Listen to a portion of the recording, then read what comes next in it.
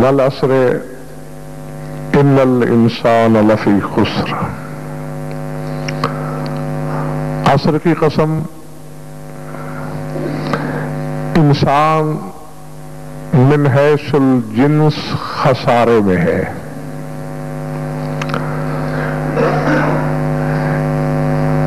इल्लल्लज़ीना आमनू, मगर साहिबान ईमान खसारे में नहीं। व अमिल सालिहात, और जिनके अमल में सालिहात शामिल हैं वो भी खसारे में नहीं।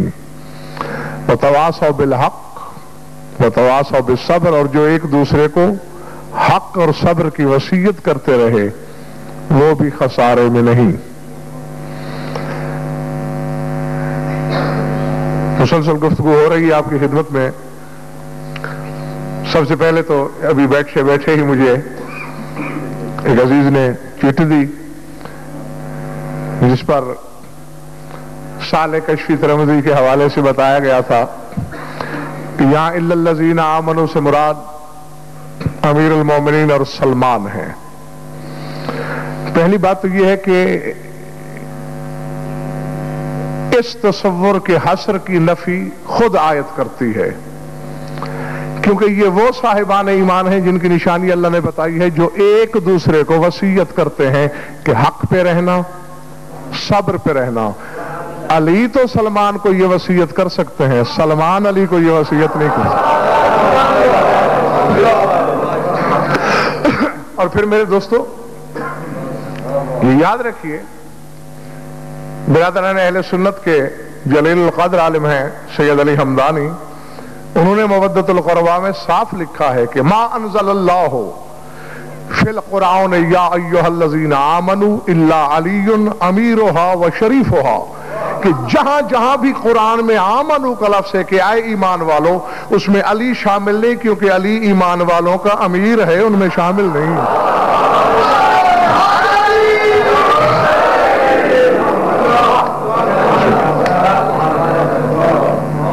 तो फिर कौन है ये लोग और क्या है इस वसीयत की हकीकत की?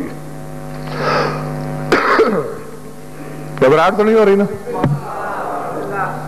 आमिल सालिहात।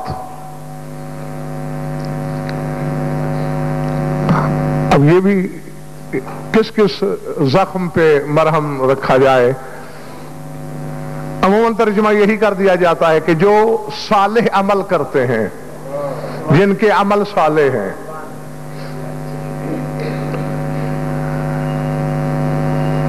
तफसीर याशी 1100 साल कदीम तफसीर मजहब अहले बैत की दूसरी जिल्द है और बिल्कुल आखिरी सफा है। ये आपकी आसानी के लिए बता रहा हूं ताकि आपको ढूंढने में दिक्कत पेश ना आए। सूरह कहफ है, वहां सूरह कहफ की आखिरी आयत है और तफसीर का भी बिल्कुल आखिरी सफा और आखिरी हदीस है। तो सूरह कहफ में अल्लाह ने फरमाया है मन कान यरजू लिक़ा रब्बिही फलयअमल अमलन सालिहन, कि जो बंदा चाहता है कि मेरी कयामत के दिन रब से मुलाकात हो जाए तो वो अमल सालेह करे। तो इब्ने सनान ने इमाम जाफर सादिक अलैहिस्सलाम से पूछा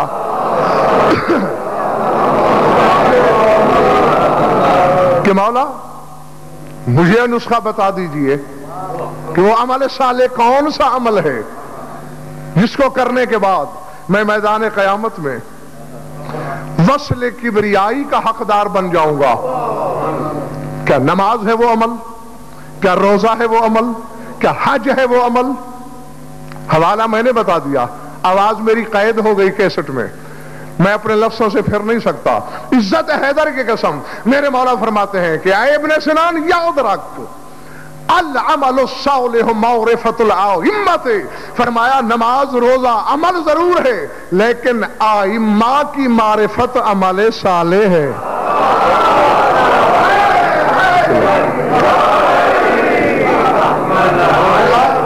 तो अब तर्जुमा ये होगा,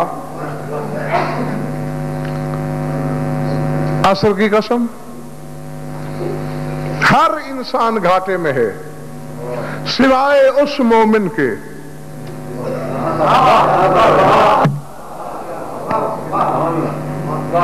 مجھے نہیں خبر کہ آپ کس دشت ادراک میں کھوئے ہوئے ہیں.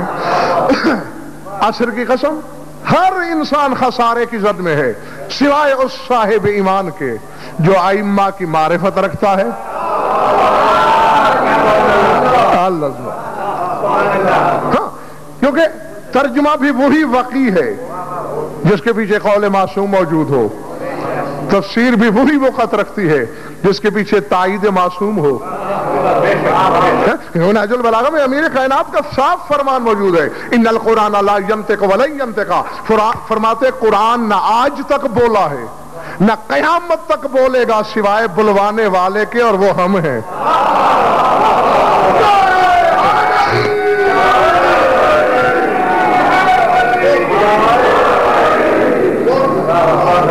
تو جو قرآن کی بولی سمجھتے ہیں، جو رمز آشنائے مصحف ہیں، جو مزاج شناس توحید ہیں، وہ فرما رہے ہیں کہ جس کے ہاں بھی ائمہ اہل بیت کی معرفت ہے اسے کوئی خسارہ نہیں، اسے کوئی گھاٹا نہیں، کبھی نقصان کا ہدف نہیں ہو سکتا. اور اگلی نشانی جاگنا، وَالتَّوَاصَوْا بِالْحَقِّ وَالتَّوَاصَوْا بِالصَّبْرِ، جو ایک دوسرے کو حق اور صبر کی وصیت کرتے ہیں.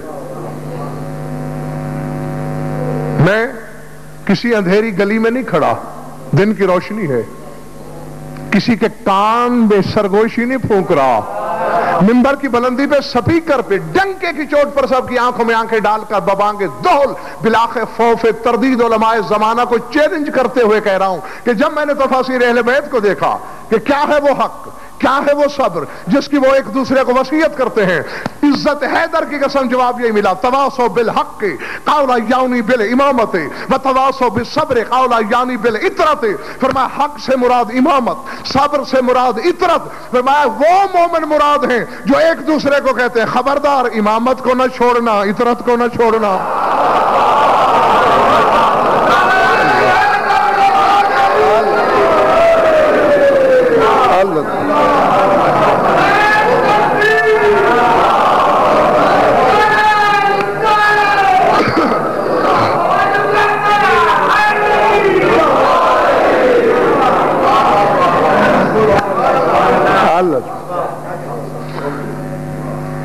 جیتے رہو، سلامت رہو. جیسے یہ بات سمجھ لی ہے، دو باتیں اور سمجھ لیجئے، بڑی آسان منزل ہے. جو ایک دوسرے کو امامت اور عطرت کی یعنی اہل بیت کی وصیت کرتے ہیں، انہیں نہیں چھوڑنا. میرے دوستو سبب کیا ہے؟ یہ امامت کے لیے ہی وصیت کیوں؟ ہر شخص خسارے میں ہے سوائے اس کے جو امامت کی وصیت کرتا ہے. اس لیے لکھ لینا لوہے دل پر، بلکہ یہ چھوٹے بچے بھی یاد رکھیں، کیونکہ ان میں سے کل کا کوئی غضنفر ہے، کوئی کیا ہے. ہاں لکھو لوہے دل پہ، نقش کرو. جتنے منصب ہیں سوائے ولایت کے، چاہے وہ نبوت ہے، چاہے وہ رسالت ہے، چاہے وہ عصمت ہے، چاہے وہ حجیت ہے، ہر عہدہ خلقی ہے. یعنی ہر عہدے کا تعلق مخلوق سے ہے. ایک ولایت ایسا عہدہ ہے جو ربوبی ہے. نہیں، شاید میں ہی نہیں سمجھا پایا. کہنا محترم بسم اللہ، میں یہ چاہ رہا ہوں کہ کوئی عہدہ ایسا نہیں سوائے ولایت کے جس کا تعلق اللہ سے ہو. میں پوری جائیداد لکھ کر دینے کے لیے تیار ہوں. پورے قرآن میں کہیں دکھاؤ کہ اللہ نے کہا ہو مجھے نبی کہو، اللہ نے کہا ہو مجھے رسول مانو، اللہ نے کہا ہو مجھے معصوم تسلیم کرو. اللہ سے جب بھی عہدہ پوچھا تیرا منصب کیا ہے، انما ولیکم اللہ، کہا مجھے ولی کہو.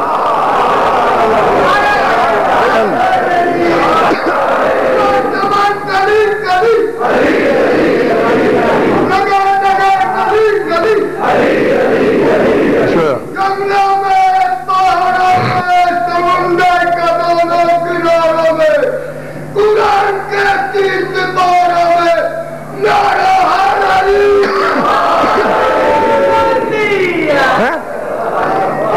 بسم اللہ حضور. اب جو بعد میں مومن تشریف لائیں گے وہ ثواب میں شامل ہو جائیں گے، لیکن میرے خطاب کے ساتھی وہی ہیں جو پہلے سے یہاں موجود ہیں. میں نے غلط تو نہیں کہا؟ سوائے ولایت کے اللہ نے کوئی دعویٰ کیا؟ انما ولیکم اللہ، اللہ تمہارا ولی ہے.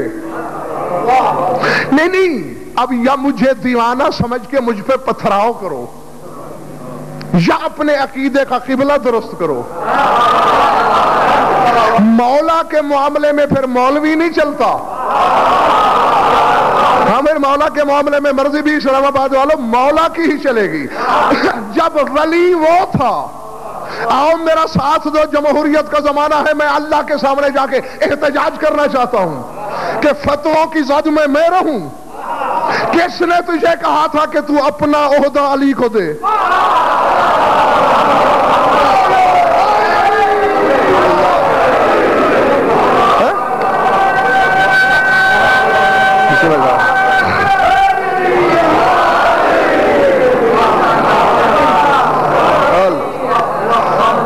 ٹھیک ہے نا؟ یا کبھی اپنے آپ کو بھی نبی کہہ دیتا؟ نہیں کہا نا؟ اور علی کو ولی میرے مشورے سے بنایا، آپ کے کہنے سے بنایا؟ بھی اس کا جبر مشیت ہے. اپنے عہدے میں حصے دار کر دیا علی کو. نہیں، آؤ، لڑتے کیوں ہو کہ تمہاری لڑائی سے میری صحت نہیں بگڑے گی؟ فتوے کیوں اچھالتے ہو؟ میں فتوہ پروف ہوں. میدان میں نکلو بابا، آؤ دعا خیر پڑھ لو، یا آج کے بعد علی کو ولی کہنا چھوڑ دو. اور اگر کہو گے تو پھر خدا کے لیے کبھی تنہائی میں بیٹھ کر اپنے اندر کے مفتی سے یہ سوال کرنا کہ جس اللہ کو علی کو اپنے عہدے میں شریک کرتے ہوئے شرک نظر نہیں آیا، تو اختیار استعمال کرنے میں کون سا شرک ہو جائے گا؟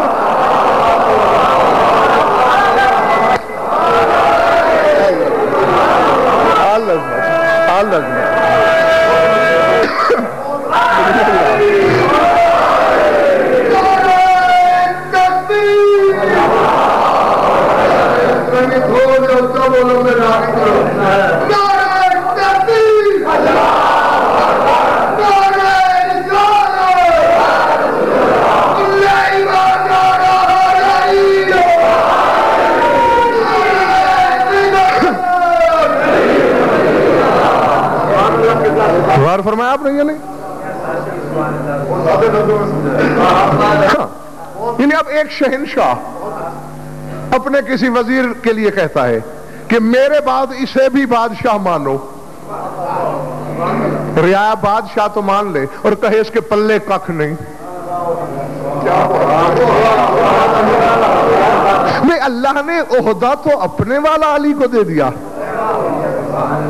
اور علی کے پاس ہے کچھ نہیں. اگر شرک تھا تو عہدے میں شریک کرنا شرک ہوتا. اختیار تو چھوٹی بات ہے، وہ اپنے اختیار میں کہیں تمہیں بھی شامل کر لیتا ہے. ہاں، تمہیں بھی شامل کر لیتا ہے. اختیار تو چھوٹی بات ہے، منصب بڑی بات ہے. تو منصب میں شریک کرتے ہوئے شرک محسوس نہیں ہوا؟ اختیارات کے لیے کیسا؟ اور آؤ، اسی لیے اللہ نے امامت کے عہدے کو رکھا ہی تمام عہدوں کے بعد ہے. ابراہیم نبی پہلے تھے یا نہیں تھے؟ ہاں، اب جتنا بولیں گے بات اتنا جلدی سمجھ میں آ جائے گی. نبی تھے نا؟ ہاں، جیتے رہو. رسول پہلے تھے، خلیل تھے، معصوم تھے، حجت تھے، شجرۃ الانبیاء تھے، سب کچھ تھے. امام نہیں تھے. امام آخر میں بنے، اور یہ سارے عہدے ویسے دے دیے بے طلب. اور سارے میں صاحب امامت بے طلب نہیں دی.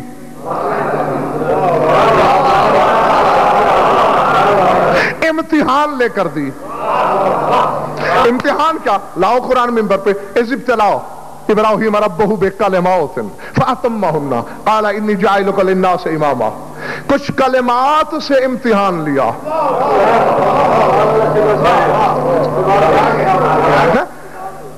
فَأَتَمَّهُنَّ، جب کلمات پورے کر لیے ابراہیم نے، فرمایا تمہیں انسانوں کا امام بنا دیا۔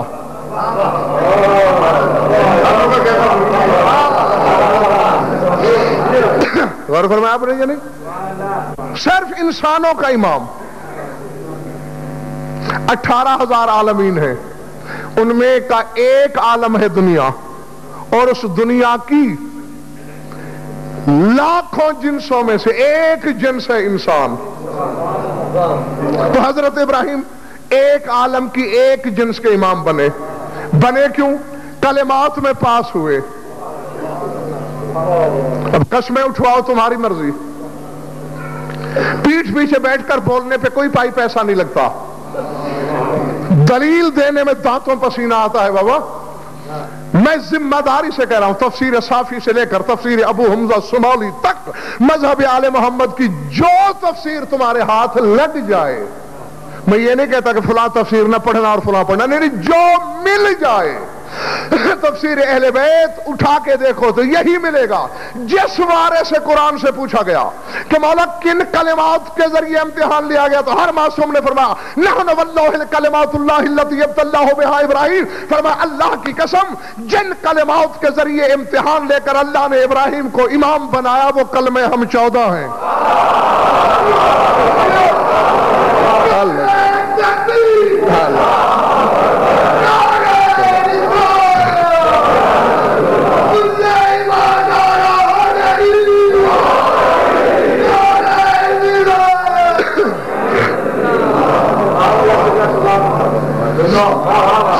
اچھا، اب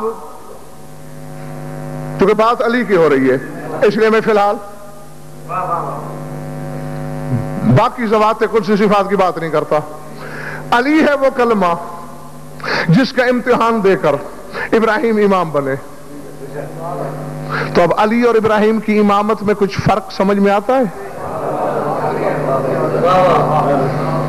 بھائی اتنا زیادہ کہ ہمارا تصور وہاں پہنچ نہیں سکتا، یعنی ہم صرف آسانی کے لیے سمجھ لیتے ہیں کہ یہ امامت قطرہ ہوگی اور علی کی امامت سمندر ہوگی۔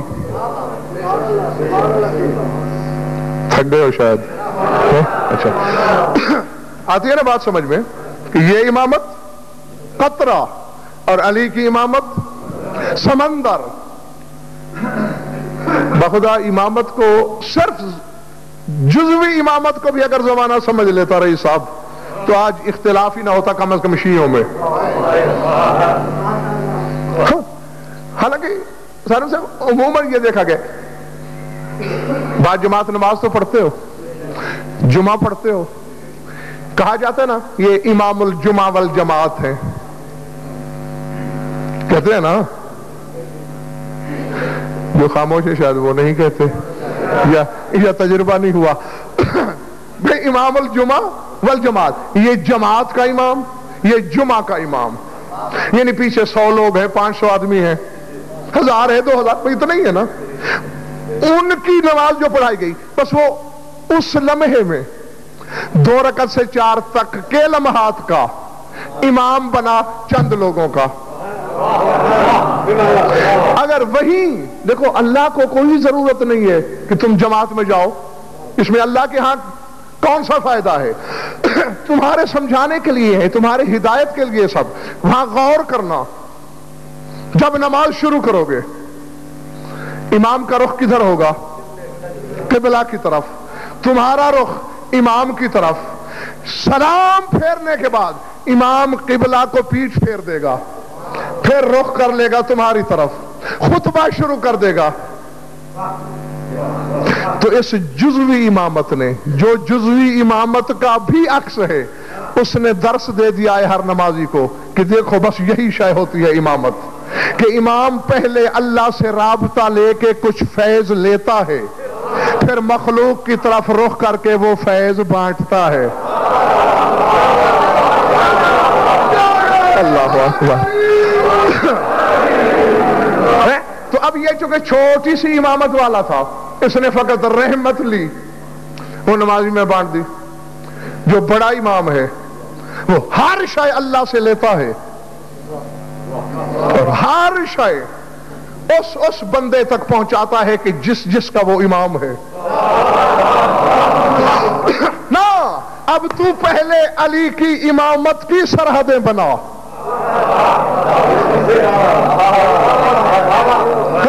مجھے کچھ احباب کہہ رہے تھے یہ توسوی صاحب علی کو حد سے بڑھا دیتے ہیں. علی کی حد بعد میں پوچھوں گا، پہلے علی کی امامت کی حد بتا. تو پورا پاکستان نہیں جانتا.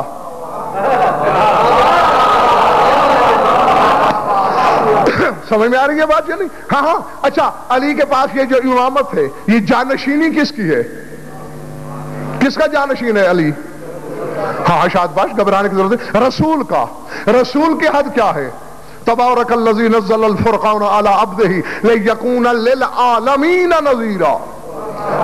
رسول ہے عالمین کا نذیر. تو علی بھی ہوگا عالمین پر امام. عالمین کیا ہے؟ الحمدللہ رب العالمین. جس شے کا وہ رب اس شے کا علی امام. پہلے عالمین سے باہر نکل جا پھر علی سے کچھ نہ مانگنا.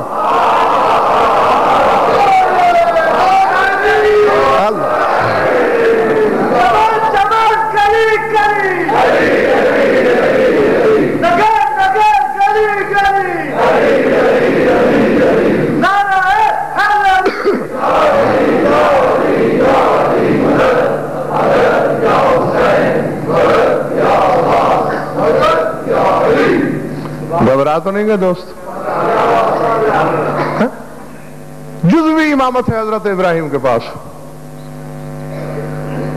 نوری ابراہیم ملکوت السماوات والارض. میرے مشورے سے آیتیں نہیں اتری. پھر میں ہم نے ابراہیم کو زمین و آسمان کی بادشاہت دکھلائی. بیٹھے زمین پہ ہیں، نگاہیں آسمانوں کو پھاڑ کے عرش تک جا رہی ہے. امام کی نگاہ کی سرحدیں بتائی جا رہی ہیں کہ کہاں تک جا سکتی ہیں. اس سے آگے چلو. آگ میں ہے ابراہیم، بلکہ اب میں یوں لفظ استعمال کروں گا، آگ میں ہے انسانوں کا امام. میلوں دور سے گزرنے والا پرندہ کباب ہو جاتا ہے، اتنی آگ جل رہی ہے. جہاں اپنی مرضی کے محقق عالم سے پوچھ لینا اگر میری بات پہ بھروسہ نہیں ہے نا. میلوں سے پرواز کرتا ہوا پرندہ بھن کے گر جاتا ہے. اتنی بڑی آگ میں پھینکا گیا، نتیجہ کیا نکلا؟ میرے خیال ہے تمہارا مزاج ہی نہیں چاہ رہا کہ میں کچھ کہوں. ہاں تو وہی یہی سوچ رہا میں نے ایک گھنٹہ بولنا ہے، تم ایک لفظ کا جواب دینے میں تو ہچکچاہٹ اور تکلیف محسوس کر رہے ہو. بے آگ گلزار ہو گئی نا. سارم نقوی صرف بجھ کیوں نہیں گئی؟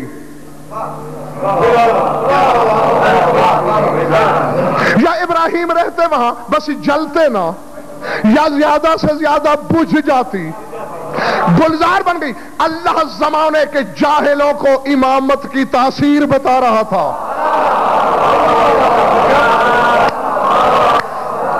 امام کہتے ہی اسی کو ہے جو آگ میں پھول کھلا دے.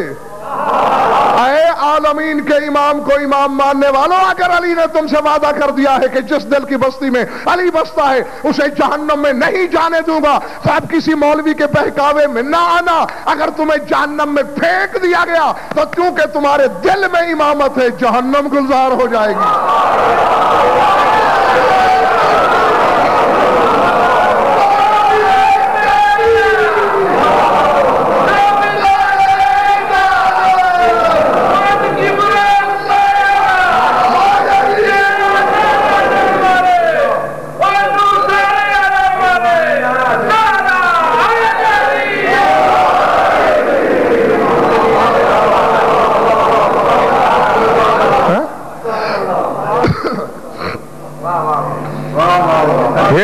بسم اللہ.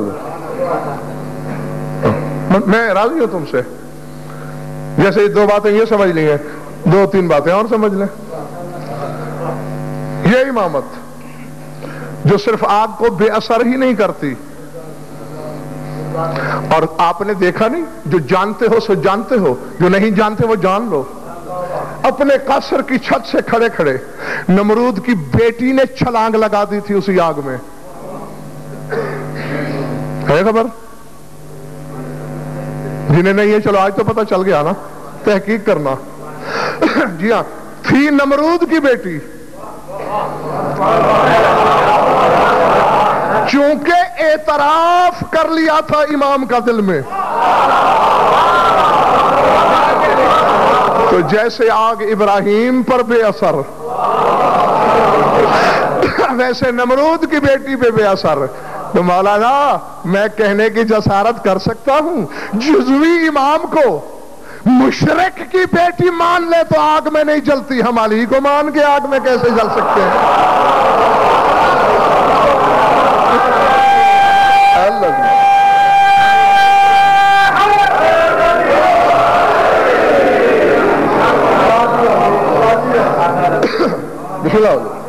ہاں، اس لیے میں نے ابتدائی زینوں سے بات شروع کی ہے۔ ہاں، نیچے سے اوپر کا سفر کیا جائے تو اگر بات سمجھ میں بھی آتی جائے اور تسلیم کرنے میں ہچکچاہٹ بھی نہ ہو۔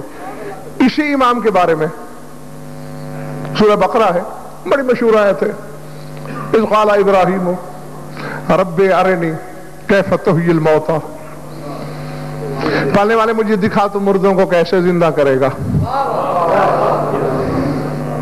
سن رکھا ہے نا؟ ہاں، تو پھر اللہ نے کیا کیا، کیسے کر کے دکھایا؟ قال فخذ اربعة من الطير فصرهن اليك ثم اجعل على كل جبل منهن جزءا ثم ادعهن يأتينك سعيا۔ فرمایا 4 پرندے پکڑ لے، ذبح کر کے قیمہ کر کے ایک دوسرے میں ملا دے،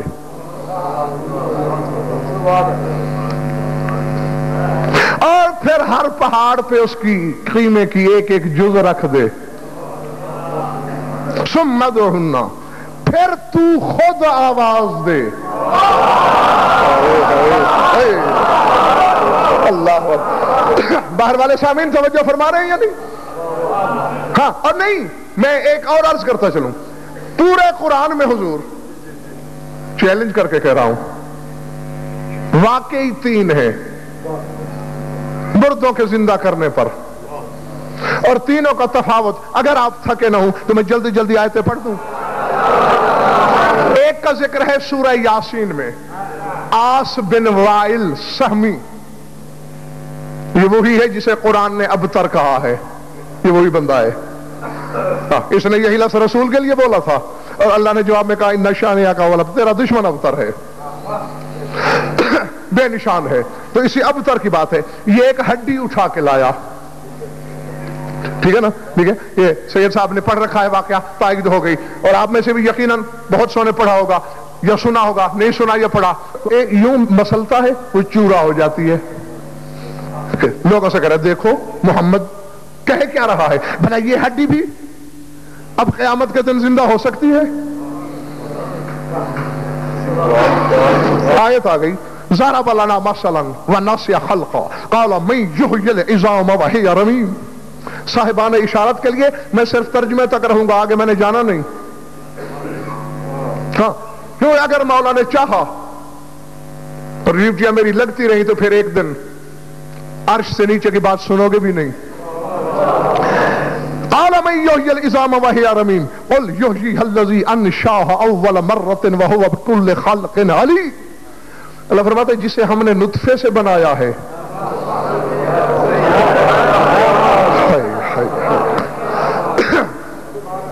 لقد خلقنا الانسان من نطفة فاذا هو خصيم، فرمایا جسے ہم نے نطفے سے بنایا، بڑا ہو کے ہم سے جھگڑا کرتا ہے۔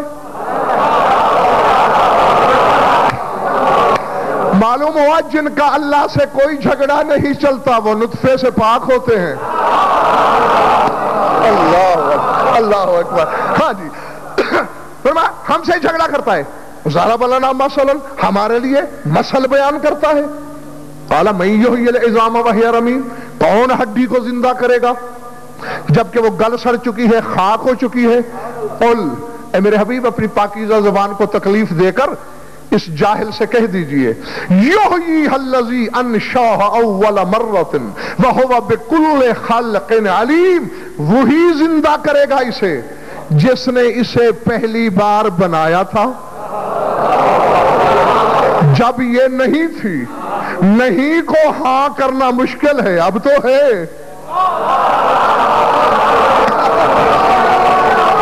اللہ اکبر۔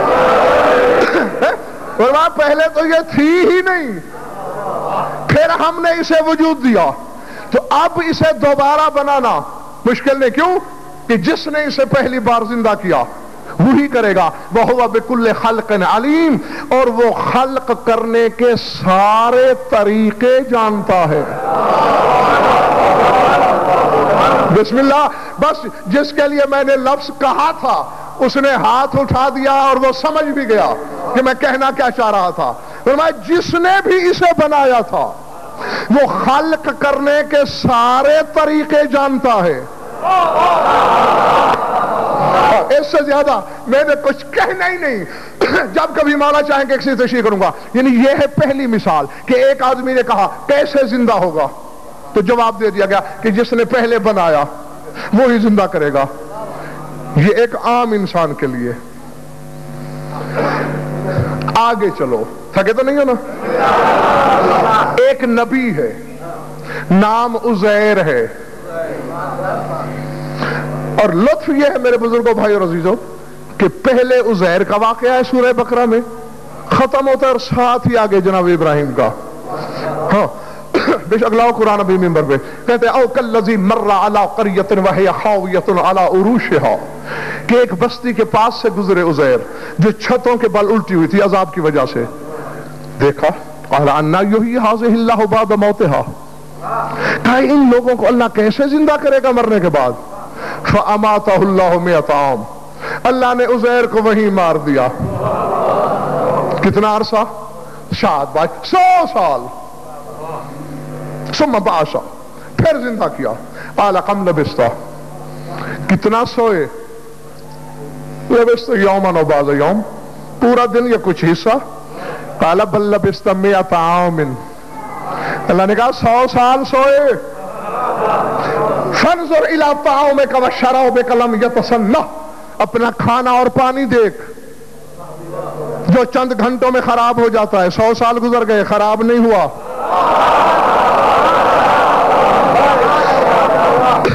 وانظر الی حمارک ولنجعلک آیۃ وانظر الی العظام کیف ننشزھا ونکسوھا لحما، فرمایا اپنے گدھے کی طرف دیکھ کہ ہم ہڈیوں کو جوڑتے کیسے ہیں، وَنَقْسُوهَا اللَّحْمَ، اور پھر اس پر گوشت کیسے چڑھاتے ہیں۔ بشر نے پوچھا تھا کہ کیسے زندہ کرے گا، کہا جس طرح پہلے کیا تھا۔ نبی نے پوچھا کیسے زندہ کرے گا، نبی کو خود مارا۔ اور خدا کے لیے اسلام آباد والوں جاگو، میری بات ضائع نہ چلی جائے کسی جنگل کی صدا کی طرح۔ بشر نے پوچھا کیسے زندہ کرے گا، فرمایا جس طرح پہلی بار کیا تھا۔ نبی نے سوچا کیسے زندہ کرے گا، نبی کو خود مارا۔ امام نے سوچا کیسے زندہ کرے گا، امام کو مارا نہیں، کہا پرندے ذبح کر، ان کا قیمہ کر، پھر تو خود بلا۔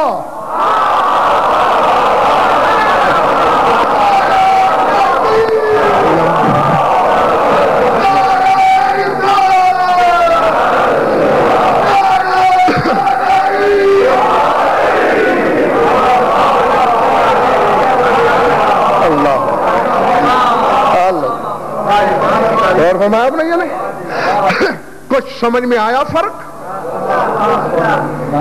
بشر اور تھا، نبی اور تھا، امام اور تھا۔ بشر سے کہا بس جس نے پہلی بار زندہ کیا آخرت میں بھی وہی کرے گا۔ نبی کو خود مار کے زندہ کر کے بتایا کہ ایسے کروں گا۔ امام کو مارا نہیں، امام سے کہا پرندے مار، پھر تو بلا تاکہ زمانے کے جاہلوں کو خبر ہو جائے کہ زندگی اور موت کے لیے ارادہ میرا ہوتا ہے، کام امام کرتا ہے۔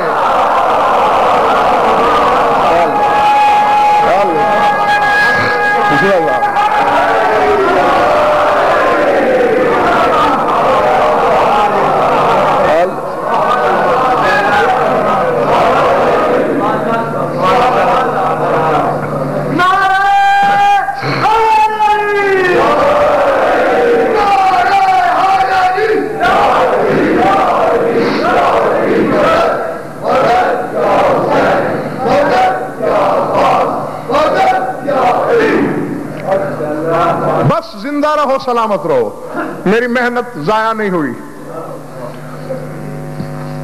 اور جس چیز کے لیے اس وقت تک میں نے آپ کے ذہنوں کو تیار کیا، 2 جملے کہنا چاہ رہا ہوں اب اس کی روشنی میں. دیکھ لیا آپ نے امامت کو، امامت زمین پر ہے، نگاہیں عرش پر ہیں. امامت آگ میں ہے، نہ خود جلتی ہے نہ اپنے حبدار کو جلنے دے رہی ہے، حالانکہ حبدار نمرود کی اولاد ہے.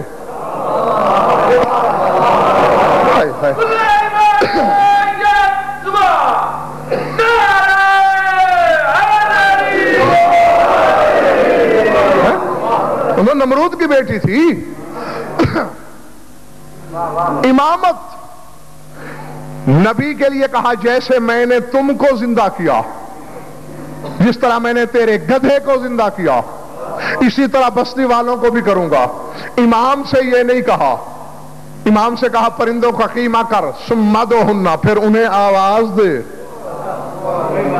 یاتین قصایا، وہ دوڑتے ہوئے تیری خدمت میں آئیں گے.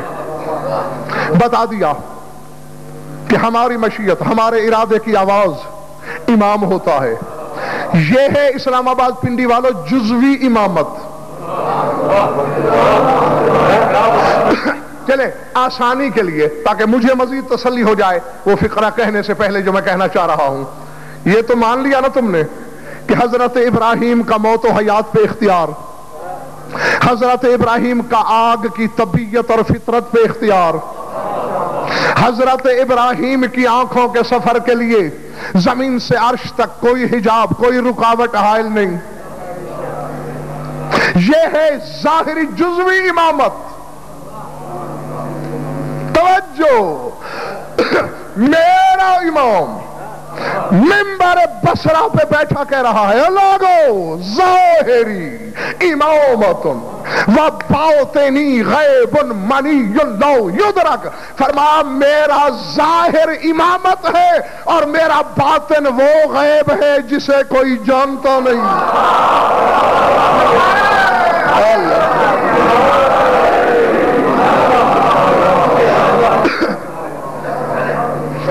نا سمجھے ہوں گے کچھ لوگ، لیکن میری تسلی نہیں ہوئی. میں ظاہری امامت، میرا ظاہر امامت ہے، یعنی جو کچھ امامت کے اختیار ہیں. اب چلے آسانی کے لیے یوں سمجھتے ہیں، حضرت ابراہیم ایک عالم کی ایک جنس کے امام، اور علی 18,000 عالمین کی ہر جنس کے امام. تو آسانی کے لیے ہم کہہ سکتے ہیں کہ ابراہیم کی امامت سے علی کی کم از کم 18,000 گنا بڑی امامت. جی تو یہ جو 18,000 گنا بڑی امامت ہے، علی فرماتے یہ میرا ظاہر ہے.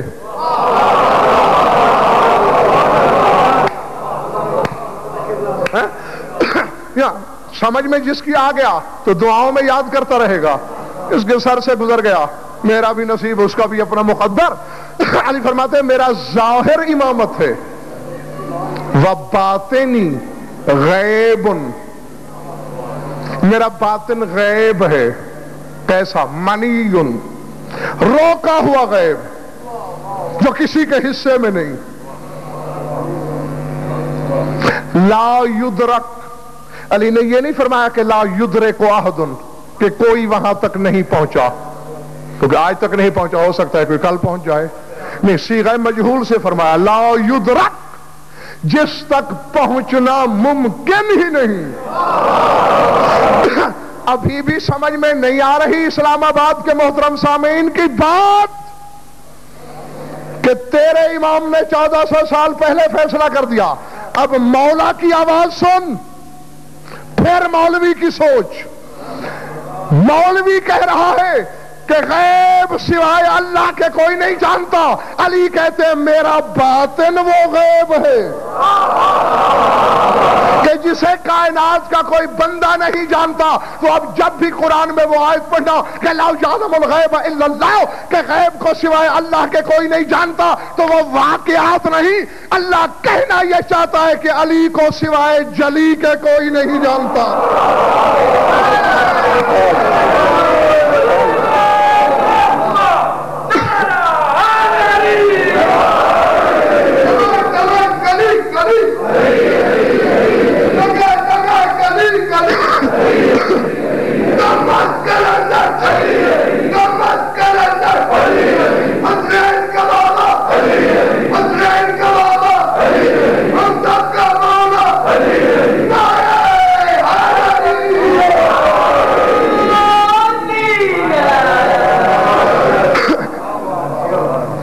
سمجھ میں آ گئی بات دوستو یا نہیں؟ یہ ہے وہ غیب جسے سمجھا ہی نہیں جا سکتا اور جسے سوائے اللہ کے کوئی نہیں جانتا۔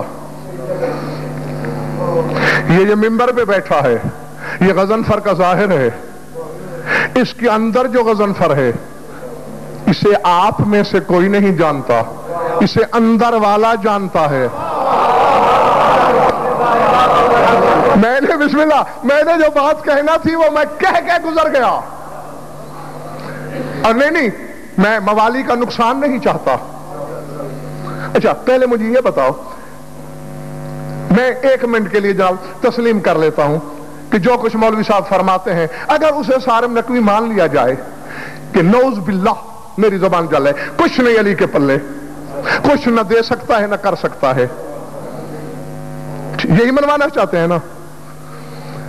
اتنے سے تھے سننے لگے، پھر اتنی کتابوں میں پڑھا کہ نام لکھوانے بیٹھ جاؤں تو ہفتوں چاہیے کہ ایک بندے نے علی کو خدا کہا، جسے آج تک نصیری کے نام سے دنیا جانتی ہے، کہا یا ایسے گپ بنی ہوئی ہے؟ پکی بات؟ پیچھے والے بتائیں واقعی کہا کسی نے علی کو خدا؟ نہیں بھئی ایمان سے کہو، آپ کسی عالم کے بارے میں تو اس مغالطے کا شکار ہو سکتے ہیں کہ یہ مجتہد ہے، کسی انگوٹھا چھاپ کو کہہ سکتے ہو یہ مجتہد ہے؟ نہیں علی کے پلے اگر کچھ نہیں، دماغ خراب ہے اس نصیری کا، کیوں کہہ دیا ہے اس نے بندے کو خدا؟ نہیں یا آج کے بعد نصیری کا پیچھا چھوڑ دو یا اپنے عقیدے پہ نظر ثانی کرو۔ تو اگر نصیری نے علی کو خدا کہا ہے تو پھر کسی عاجز کو تو خدا کہنا سمجھ میں نہیں آتا؟ یقیناً جو صفات اس نے اللہ کی سن رکھی تھیں وہ علی میں نظر آئی تو اللہ کہا۔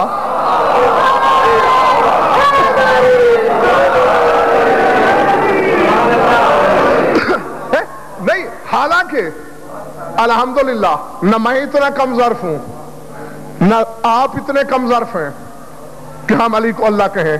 ہم کیوں کہیں جب میرا سچا مولا کہتا ہے میں اللہ نہیں ہوں؟ ہم کون ہیں اپنے سچے امام کی سچائی کو داغدار کرنے والے؟ بس جب سچے نے کہہ دیا نہیں تو بس نہیں، ٹھیک ہے نا؟ بے علی سے بڑا سچا کون ہے زمانے میں؟ بے اتنا بڑا سچا کہ جس کی بسم اللہ جس کی صداقت پر قرآن کی سچائی کو پرکھا جائے۔ نہیں سورہ زاریات میں آیت نہیں پڑھی؟ اللہ کہہ رہا ہے وَفَوَرَبِّ السَّمَاءِ وَالْأَرْضِ إِنَّهُ لَحَقٌّ مِثْلَ مَا أَنَّكُمْ تَنْطِقُونَ۔ اہل بیت کو اشارہ خطاب کر کے اللہ کہہ رہا ہے کہ مجھے پروردگار ارض و سما کی قسم میرا قرآن بھی اسی طرح سچا ہے جس طرح تم سچے ہو۔ تو اللہ اپنے کلام کی سچائی کو مثال دیتا ہے ان کی سچائی کے ساتھ۔ تو اتنا بڑا سچا کہہ رہا ہے میں نہیں ہوں اللہ، نہیں ہے. اس نے کہا بھولا اسی لیے کہ جو صفتیں اس نے علی میں دیکھی وہ اس نے خدا کی سن رکھی تھی. دو ہی طبقے ہو گئے. ایک نے یہ صفتیں سن کر انکار کر دیا کہ ہو نہیں سکتا. ایک نے یہ صفتیں دیکھ کر خدا کہہ دیا کہ بندے میں ہو نہیں سکتی. ایک آج انکار بسم اللہ ایک آج انکار کر رہا ہے کہ علی میں نہیں ہو سکتی. ایک خدا کہہ رہا ہے کہ بندے میں نہیں ہو سکتی. اور ہم امتحان میں پاس نکلے. ہم نے نہ علی سمجھ کے انکار کیا نہ بندے کی رد کر کے خدا سمجھا، بلکہ ہم نے علی کی جوتیوں کے صدقے مسئلہ سمجھ لیا. یہ ظاہر ہے غضنفر کا، یہ خطابت، یہ علم، یہ بولنا، یہ مسائل، یہ فضائل، یہ مصائب، یہ حقیقتیں اندر والے غضنفر کی ہیں جو باطن ہے. باطن آپ سے بھی بہتر جانتا ہے کہ ظاہر غضنفر کیا ہے. آپ تو صرف ظاہر کی ظاہری حرکات کو دیکھتے ہیں. علی کہتے ہیں غیب میں ہوں، اللہ کہتا ہے غیب میرے سوا کوئی نہیں جانتا. بھئی اس کی وجہ کیا ہے؟ علی سے پوچھا گیا تھا یا مولا سبب کیا ہے؟ نہ اللہ کی محبت جنت میں لے جاتی ہے نہ رسول کی محبت جنت میں لے جاتی ہے. تو دونوں سے چھوٹا ہے، تیری محبت جنت میں کیوں لے جاتی ہے؟ میرے مولا نے مسکرا کے فرمایا اللہ غائب ہے، اسے کسی نے دیکھا نہیں. محمد اتنا ظاہر ہے، اسے کسی نے سمجھا نہیں. اور نہ فقط ظاہر نجات کی قیمت، نہ فقط باطن نجات کی قیمت. انا ظاہر ربی و باطن رسولی، میں اللہ کا ظاہر ہوں، محمد کا باطن ہوں. میری شرط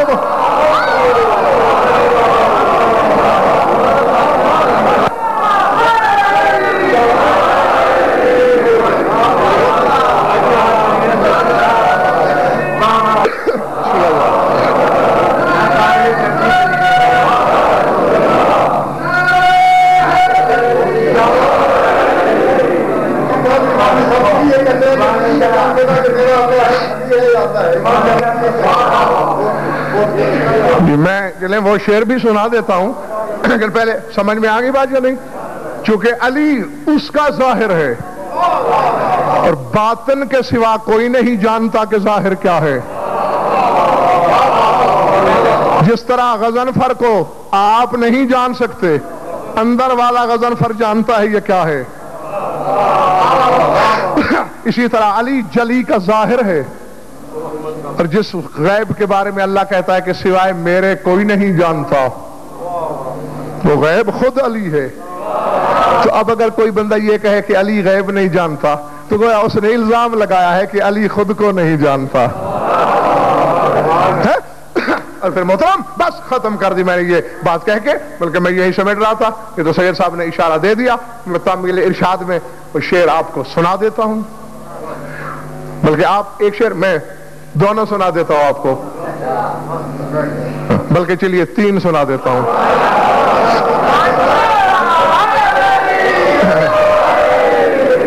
امام شافعی کہہ رہے ہیں لو ان المرتضی ابدا محلا لصور الخلق ترا سجد اللہ.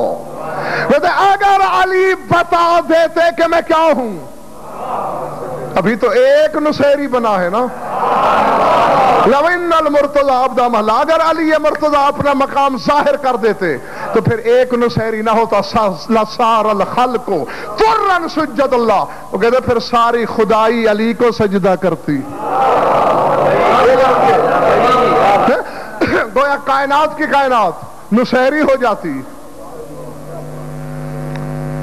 یہ تو آپ کو پہلے بھی بتا چکا ہوں میں کہ شک بلندی پہ نہیں لے جاتا، پستی میں لے جاتا ہے. ٹھیک ہے نا؟ اب میں جو شک کروں کہ میرے سامعین پڑھے لکھے ہیں یا، تو اب یہ جو یا کے آگے لفظ ہے یہ بڑا خوفناک ہے نا، تو یہ پستی میں لے جائے گا. لیکن چلے میں اپنی مثال دیکھ، اگر آپ کو شک گزرے کہ غضنفر کچھ جانتا ہے یا جاہل، اب یہ جا کے بعد جاہل کا لفظ نے تو نقصان ہی کرنا ہے نا، تو شک ہمیشہ پستی میں لے جاتا ہے. شافعی کہہ رہا ہے آؤ دیکھو علی وہ ہے جس کا شک نے بھی کچھ نہیں بگاڑا. وہ کہتے ہیں کفا فی فضل مولانا علی وقوع شک فیہ انہ اللہ. وہ کہتے ہیں علی تو وہ ہے جس کے بارے میں شک یہ ہوتا ہے بندہ ہے یا اللہ ہے.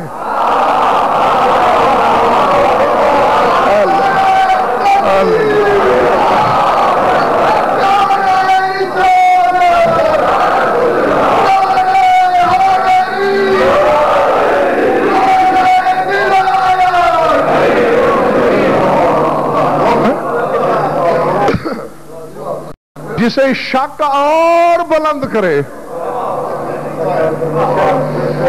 نولی اور آگے کہتے ہیں وَمَاتَ الشَّافِعِيُّ وَلَيْسَ يَدْرِي عَلِيٌّ رَبُّهُ أَمْ رَبُّهُ اللَّهُ. وہ کہتے ہیں میری موت آ گئی اور آج تک مجھے پتا نہ چلا کہ میرا رب علی ہے یا جلی ہے. الحمدللہ اسے پتا نہیں چلا، ہمیں پتا ہے.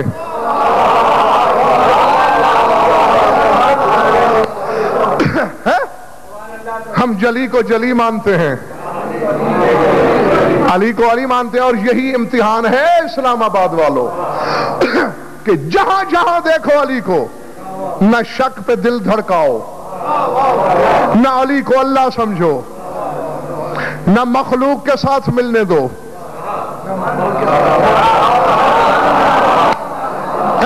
اور یہی مقام خود فرماتے ہیں یہ مولویوں نے حضور ڈرا رکھا ہے کہ آگے ایک پل آئے گا،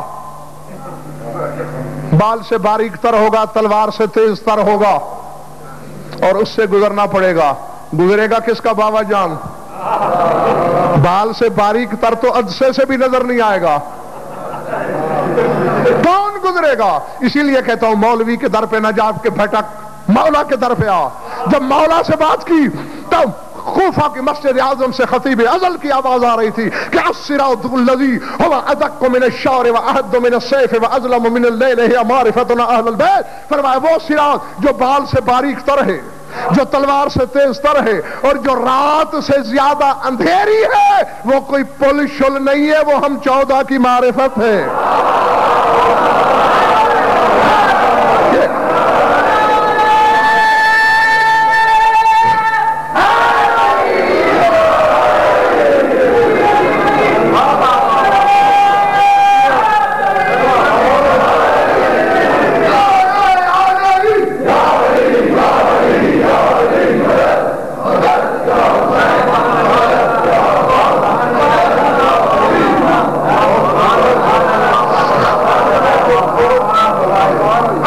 کوئی خسارے کی زد میں ہے سوائے ان لوگوں کے جو ایک دوسرے کو امامت کی وصیت کرتے ہیں اور جو ایک دوسرے کو اطرت کی وصیت.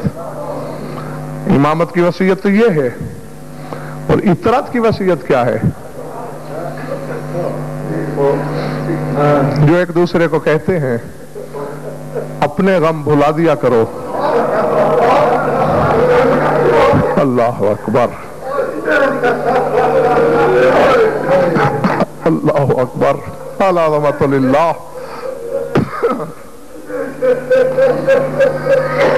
بخدا یہ آج تک میں نہیں سمجھ پایا کہ رونے والوں کو آنسوؤں سے رشتہ کیا ہے.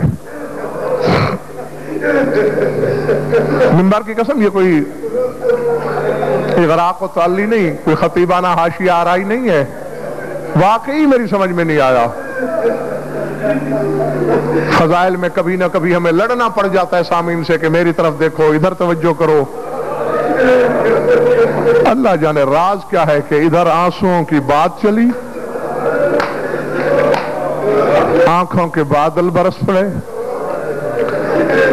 بس لے دے کے صرف اتنا ہی سمجھ میں آ سکتا ہے چونکہ یہ آنسو حسرت ہیں علی کی بیٹی کے. العظمت للہ، العظمت للہ. ہاتھ ملتی گئی اور معتبر کتابوں میں پڑھا ہے کہ آج تک بھی جب کسی مجلس میں تشریف لاتی ہے علی کی بیٹی، پردے میں جاتے جاتے قدم رک جاتے ہیں اور عزاداروں کی طرف دیکھ کے یہی خطاب فرماتے ہیں حسین کو رونے والوں، شام سے صرف شبیر کو رونے آئی ہوں. فرمایا میری آمد کا اور کوئی مقصد نہیں، صرف اکبر کے بابا کا پرسہ لینے آئی ہوں۔ فرماتے ہیں میرا فاصلہ بھی دیکھو، میری حسرت بھی دیکھو، مجھے بے آس کر کے نہ بھیجنا۔ العظمت للہ۔ بس مولا تمہارے ہاتھ سے منظور کرے، میرے پاس سوائے دعا کے کچھ نہیں۔ بس درد کی ایک تصویر تمہارے سامنے لانا چاہتا ہوں تاکہ مجلس کی وارث راضی ہو جائے، میری اور تمہاری ہم دونوں کی نجات پکی ہو جائے۔ بس یہی بیٹھے بیٹھے تصور کرو، ایک دربار ہے، دربار پر کے تخت پر کوئی فرعون ثانی ہے اور اس کے سامنے پا بزنجیر شرافت کو شرافت سکھانے والا کھڑا ہے۔ اللہ اکبر۔ یقیناً رونے والوں کے دل بڑے نازک ہوتے ہیں، زیادہ چوٹ لگے تو للہ مجھے معاف کر دینا۔ دربار کون سا ہے؟ کوفے کا۔ تخت پہ کون ہے؟ ابن زیاد۔ اور سامنے کون کھڑا ہے؟ زمانہ جسے غیرت کا خدا کہتا ہے، حسین کا لہو رونے والا بیٹا۔ العظمت للہ، العظمت للہ۔ سر اٹھایا ابن زیاد لعین نے، اہل دربار کی طرف دیکھ کر کہتا ہے، اے اہل دربار، جانتے ہو یہ ابو تراب کی ذریت ہے۔ بالکل وہی کتاب کے فکرے تمہیں سنا رہا ہوں، سیدھا سیدھا ترجمہ پڑھ رہا ہوں عربی عبارت کا۔ کہا یہ ابو تراب کی ذریت ہے، جس کسی نے ابو تراب سے کوئی بدلہ لینا ہو۔ میں ضامن ہوں آج تمہارا ہاتھ کوئی نہیں روکے گا، علی کی اولاد سے بدلہ لے لو۔ دربار کے کونے سے ایک شخص اٹھا، پھر ہاتھ جوڑتا ہوں، چوٹ پڑے تو اپنی قوم کا وکیل سمجھ کے معاف کرنا۔ ملعون کہتا ہے، ابن زیاد میں نے علی سے تو کوئی بدلہ نہیں لینا۔ کربلا میں 9 محرم میں جب حسین احتجاج کر رہے تھے، میں سامنے کھڑا تھا، تلخ کلامی ہوئی، حسین نے میری اونٹنی کو چابک مارا، جو میری اونٹنی کو نہیں لگا میری پشت پہ لگا۔ میں حسین سے بدلہ لینا چاہتا ہوں، میں نے فکرہ پڑھ دیا، تم نے سن لیا۔ تاریخ بتاتی ہے جیسے ہی علی کی بیٹی زمین پہ بیٹھی تھی، ہتھیلیاں ٹیک کے اٹھی، تڑپ کے بیوی نے کہا، سجاد کیا اب میرے مرے ہوئے بھائی کو چابک مارے جائیں گے؟ پہلے 13 ضربوں سے گلا کاٹا، کیا اب مرنے کے بعد اکبر کے بابا کو تعزیانے لگیں گے؟ اور رونے والوں، سید سجاد نے قدم آگے بڑھایا، کہ پھوپھی گھبرائیے نہیں، بازار میں دادا کے بدلے میں نے دیے، اپنے غریب بابا کا بدلہ بھی میں ہی چکاؤں گا۔ ایک قدم آگے بڑھ کے سجاد کہتے ہیں، ابن زیاد بلا اپنے درباری کو، ایک چابک کے بدلے جتنے چابک مجھے مارنا چاہے، میری پشت حاضر ہے، بس اتنی تکلیف کرے کیونکہ میرے ہاتھ مصروف ہیں، میری پشت سے میرا کرتا اٹھا لے۔ اب میں فکرہ کہنے لگا ہوں، ہے میرا اشارہ سمجھ میں آ گیا تو قبر میں بھی ماتم کرو گے۔ کتابیں بتاتی ہے بلا تشبیہ کرتا ہٹایا گیا بیمار کربلا کی پشت سے، اس درباری کو ابن زیاد نے تازیانہ پکڑایا، یہ لہو رونے والے کے بلا تشبیہ پیچھے آیا۔ کتابیں کہتے ہیں کبھی سجاد کی دائیں طرف آتا ہے، پھر بائیں طرف آتا ہے، پھر دائیں طرف، پھر بائیں طرف، پھر دائیں طرف، پھر بائیں طرف۔ جب کئی بار رونے والوں ایسا ہوا، ابن زیاد نے کہا بدلہ کیوں نہیں لیتا، یہ دائیں بائیں چکر کیوں لگا رہا ہے؟ تازیانہ پھینک دیا، وہ ظالم تھا، منہ پہ ماتم کر کے کہنے لگا ماروں بھی تو کہاں ماروں، اس مظلوم کی پشت پہ تو ایک چابک کی جگہ خالی نہیں۔ اللہ جانے کربلا سے اس شہر کے آتے آتے اس مظلوم کے پشت پر اتنی سطریں لکھی ہوئی ہیں، چابک کے لیے جگہ نہیں چھوڑی۔